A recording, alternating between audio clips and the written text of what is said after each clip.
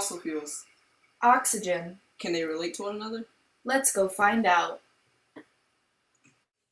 The most known fossil fuel all around the world is coal. Coal comes from fossils decomposing over millions of years, compressed to make the coal.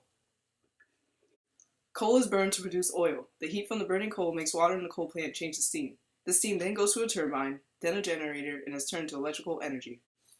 17% of Connecticut's energy supply is from coal. 37% of America's energy supply is from coal. 75% of the world's energy supply comes from coal. China is the biggest coal user in the world, using about 3 million short tons a year. There is debate among the world on how good it really is to use coal as an energy source. On this hand, there is an abundant 300-year supply of coal. Coal is a lot safer than used in nuclear power. Also, it can supply energy during peak and base power. On the other hand, it produces harmful gases and heavy metals such as mercury, selenium, and sulfur dioxide. Its waste is not reusable, so its production contaminates water and therefore aquatic life. Oxygen. It's all around us. The oxygen in the air is inhaled by us. Once it is in the lungs, it is converted to carbon dioxide, then exhaled out of the mouth. This new gas in the air is taken in by plants, such as trees. The trees then convert it back to oxygen for us to breathe. The whole cycle takes just over a day to finish. Every human and animal is dependent on oxygen to live. The oxygen in the air and water let these beings function. Also, oxygen taken in by plants produces food for them to survive. Humans do have an effect on oxygen. Deforestation decreases oxygen production. The building of factories that expel harmful gases also affect the quality of the oxygen in our air. One of the chief elements in coal is oxygen. An equation where you can clearly see oxygen's part in coal production is C plus O2 produces CO2. The combustion of coal uses oxygen, which is seen in this equation. Coal plus O2 produces H2O plus CO2. In fact, in the process of gasification, coal is turned to syngas using water and oxygen. This gas is a mixture consisting primarily of methane, carbon monoxide, hydrogen, carbon dioxide, and water vapor.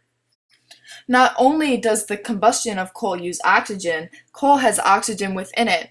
The composition of coal includes carbon, oxygen, hydrogen, sulfur, and nitrogen. Currently, America, who is actually second behind China in coal reserves, is exporting coal to China. China is possibly buying this coal because at the rate of their consumption, they only have 48 years of reserves left. The American federal government used to lease out our coal reserves for strip miners decades ago because, at the time, we needed the low sulfur coal to reduce the quantity of sulfur dioxide being emitted by the coal power plants which produced acid rain. Now, usage of this coal has gone down here in the States, so these coal mining companies are looking for someplace else to sell the coal. This coal is extracted from our land incredibly cheap, and the exportation of this coal to China only powers their factories and helps no American manufacturers. We are powering cheap Chinese factories to give us poorly made goods, while we don't want to spend the money on quality that could be made here.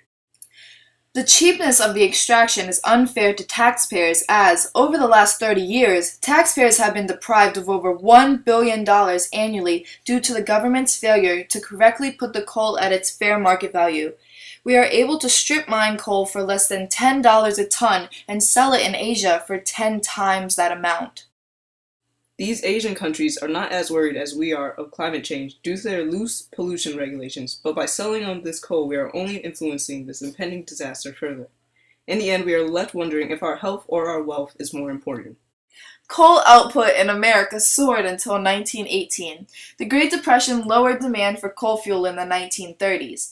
Then in the 60s, series of company mergers made coal producers become large, diverse firms instead of small, independent companies. Connecticut had 2 coal-fired plants in 2005. The coal prices fell in the 80s due to oil price movements and increase of supply worldwide. There was no coal mined in Connecticut in 2006. Direct and indirect employment generated by American coal mining in Connecticut accounts for 2,150 jobs, creating a payroll of $120 million. Coal will still be used in the future, even though its decline is imminent. Companies are trying to make it an efficient fuel source that won't hurt our environment. The Department of Energy's Clean Coal Research and Development aims to increase energy plant efficiency and the capital cost of the capture of CO2 and the storage from the new and advanced plants. This will let coal stay a strategic fuel and enhance environmental protection. Wiggle, wiggle, wiggle.